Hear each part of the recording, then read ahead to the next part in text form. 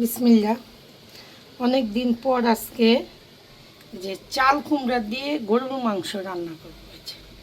সুন্দর করে চাল কুমড়াটা কেটে নিছি কিউব কিউব করে, একদম কচি। দেখেন চাল কুমড়াটা। আর এই যে গরুর মাংস, একটু চর্বি দিছি সাথে যেন খেতে ভালো লাগে। অল্প করে রান্নবো, বেশি না, বাচ্চারা তেমন খেতে। যে কড়াই গরম হয়েছে, তেলটা দিয়ে দিই। বিসমিল্লাহ।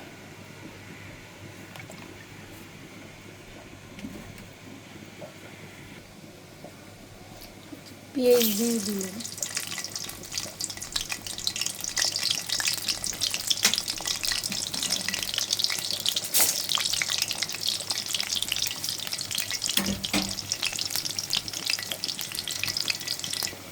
এই যে মশলা কষিয়ে নিচ্ছি।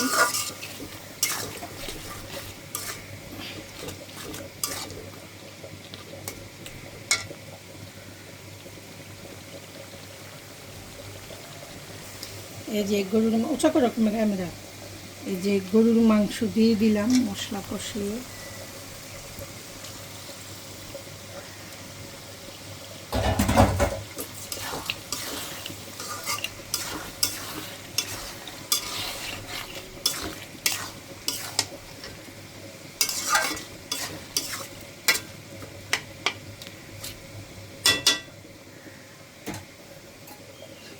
গরুর মাংস এমন একটা মাংস, আপনি কিন্তু সবজি দিয়েও রান্না করে খাইতে পারবেন। যেমন লাউ, চাল কুমড়া, মূলা দিয়েও কিন্তু গরুর মাংস রান্না করে। এক ধরনের মূলা হয় বড় বড়, তারপরে ডাঁটা দিয়ে গরুর মাংস রান্না করে।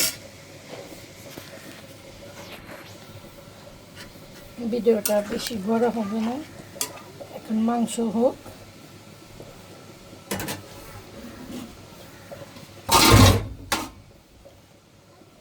ঢাকা দিলাম।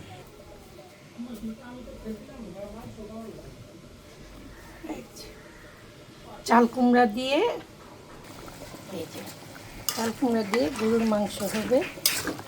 মাংসটা পুরো কষাই নিই।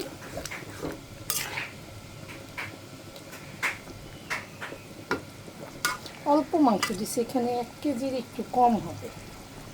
বাচ্চারা কেউ খেতে চায় না সবজি দিয়া।